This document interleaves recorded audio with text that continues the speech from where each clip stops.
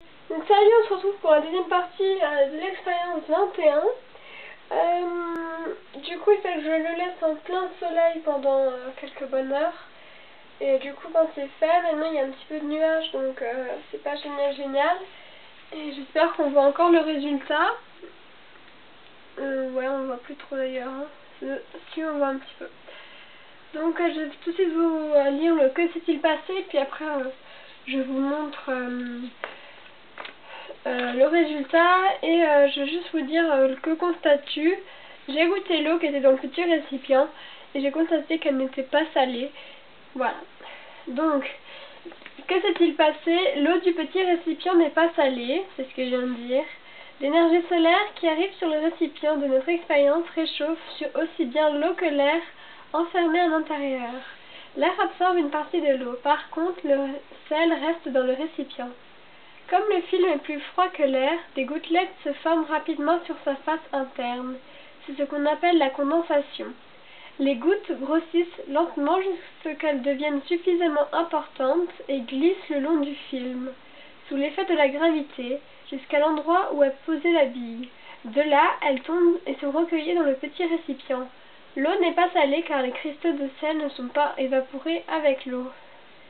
C'est ce principe que l'on nomme effet de serre. Pour récolter le sel, on laisse l'eau s'évaporer dans l'air qui l'entoure. On assèche des bassins déjà inondés.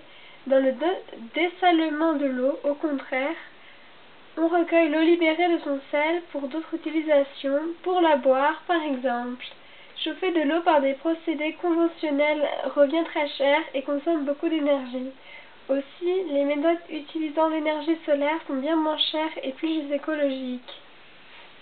Voilà, j'espère que vous avez tout compris à que s'est-il passé. J'ai peut-être lu très vite et pas assez articulé. Donc je vais tout de suite vous montrer le résultat que j'ai obtenu. Alors, ma bille, donc elle n'est pas au milieu parce qu'elle est orientée plus sur quelque chose. Attendez, il y a la lanière de mon appareil photo. Mais elle reste quand même au milieu. Alors je sais pas si on voit sur les photos.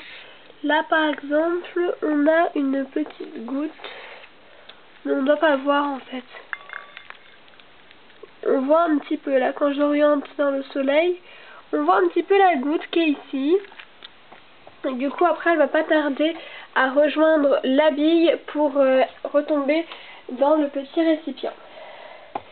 Voilà, j'espère que la vidéo vous a plu et que vous avez compris un petit peu le fonctionnement. N'hésitez pas à vous abonner et à activer la petite cloche, ainsi que liker et faire de la publicité pour ma chaîne.